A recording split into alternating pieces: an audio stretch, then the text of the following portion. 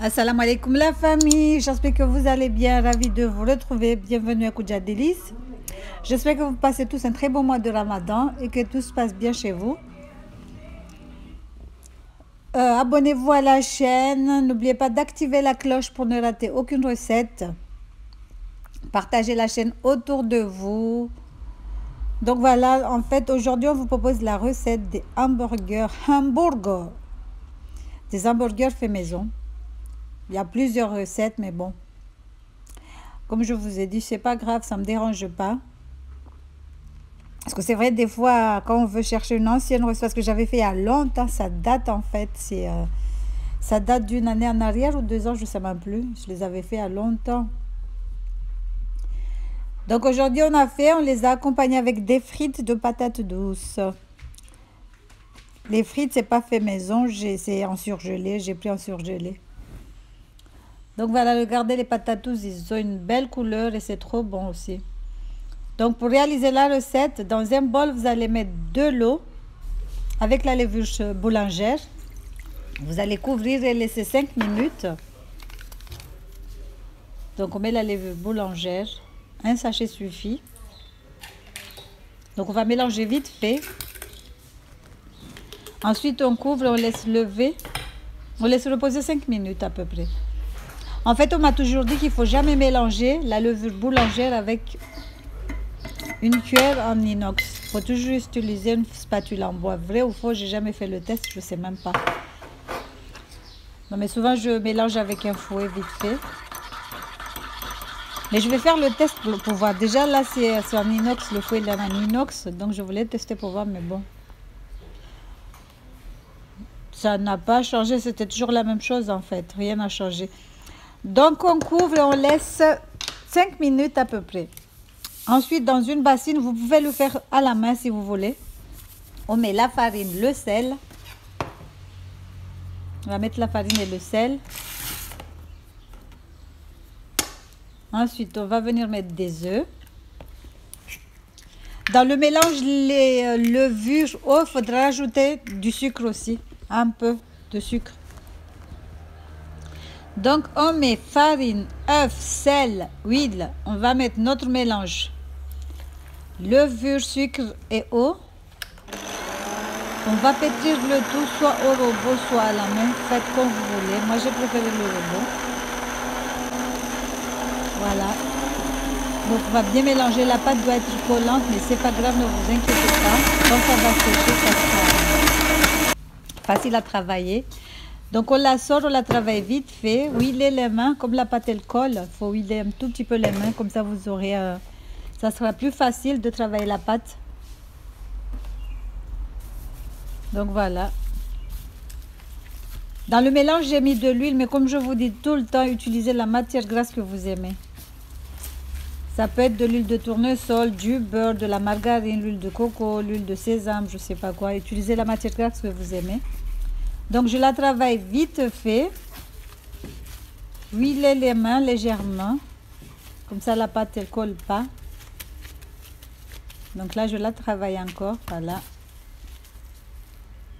Voilà, travailler. Ensuite on va former une boule. On va couvrir et laisser doubler de volume. À de suite pour la suite. Donc je couvre avec du papier film. Ensuite je pose un torchon dessus. Je fais tout le temps ça. Enfin, souvent je fais ça, mais pas... Des fois je pose directement le torchon dessus. Mais bon, ça marche les deux aussi. Hein. Vous pouvez mettre ou ne pas mettre. Donc là, je couvre et je laisse lever tranquillement dans un endroit bien chaud. Donc voilà, la pâte a bien gonflé. Regardez comment elle a bien gonflé. On la dégaze. Ensuite, on va former des petites boulettes. Normalement, il faut les peser, mais bon, moi, je pèse pas. Je fais... puisque c'est pour la maison, je le fais comme ça, vue d'œil. Donc, voilà, on coupe des petites boulettes. Ensuite, vous allez former des petites boules. Vous allez voir sur la vidéo. Moi, j'ai fait 6.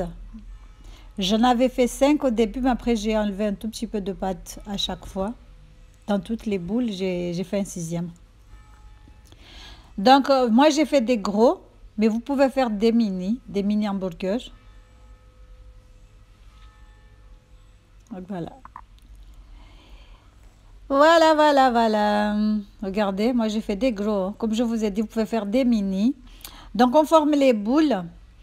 On va les poser directement sur le plateau que vous allez utiliser pour le four.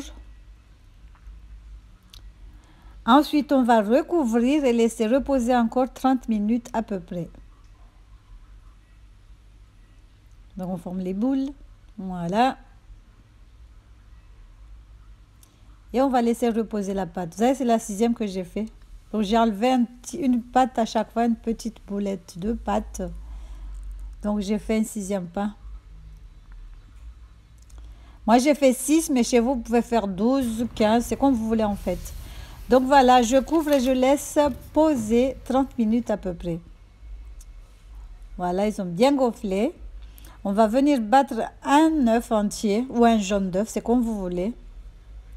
Vous pouvez faire soit un en entier ou juste un jaune ou un œuf entier plus un jaune. Voilà.